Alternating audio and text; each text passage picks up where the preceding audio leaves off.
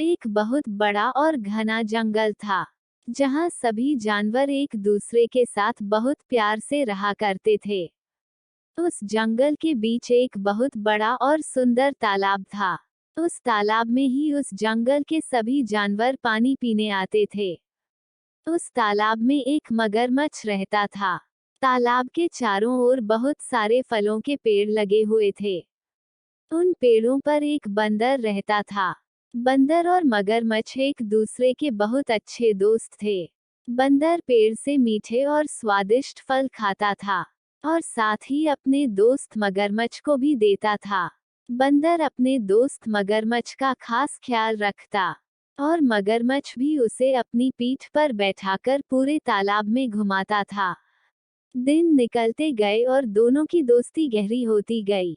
बंदर जो फल मगरमच्छ को देता था, मगरमच्छ उनमें से कुछ फल अपनी पत्नी को भी खिलाता था।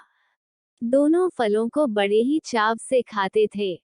बहुत दिनों के बाद एक बार मगरमच्छ की पत्नी ने कहा कि बंदर तो हमेशा ही स्वादिष्ट फल खाता रहता है। जरा सोचो उसका कलेजा कितना स्वादिष्ट होगा। वो मगरमच्छ से जिद करने लगी कि उसे बंदर का कलेजा खाना है। मगरमच्छ ने उसे समझाने की कोशिश की, लेकिन उसकी पत्नी नहीं मानी और वो मगरमच्छ से रूठ गई। अब मगरमच्छ को न चाहते हुए भी हाँ बोलना पड़ा। उसने कहा कि वो दूसरे दिन बंदर को अपनी गुफा में लेकर आ जाएगा, तब उसका कलेजा निकाल कर खा लेना। इसके बाद मगरमच्छ की पत्नी मान गई। हर दिन की तरह स्वादिष्ट फलों के साथ बंदर मगरमच्छ का इंतजार करने लगा। कुछ ही देर में मगरमच्छ भी आ गया और दोनों ने मिलकर फल खाए।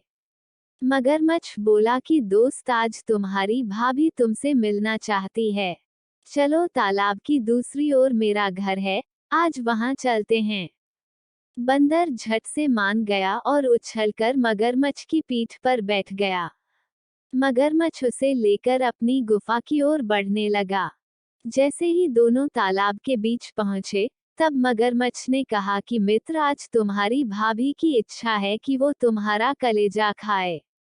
ऐसा कहकर उसने पूरी बात बताई। बात सुनकर बंदर कुछ सोचने लगा और बोला, मित्र, तुमने मुझे यह पहले क्यों नहीं बताया?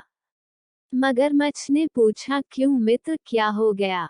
बंदर बोला कि मैं अपना कलेजा तो पेड़ पर ही छोड़ आया हूँ। तुम मुझे वापस ले चलो तो मैं अपना कलेजा साथ में ले आऊंगा। मगरमच्छ बंदर की बातों में आ गया और वापस किनारे पर आ गया। वो दोनों जैसे ही किनारे पर पहुंचे, बंदर झट से पेड़ पर चढ़ गया और बोला कि मूर्ख, तुझे पता नहीं कि कलेजा हमारे अंदर ही होता है। मैं हमेशा ही तुम्हारा भला सोचता रहा और तुम मुझे ही खाने चले थे। कैसी मित्रता है यह तुम्हारी? चले जाओ यहाँ से। मगरमच्छ अपनी करनी पर बहुत शर्मिंदा हुआ और उसने बंदर से माफी मांगी। लेकिन अब बंदर उसकी बातों में नहीं आने वाला था। इसलिए संकट के समय हमें घबराना नहीं चाहिए। मुसीबत के समय अपनी बुद्धि का उपयोग कर उसे दूर करने का उपाय सोचना चाहिए।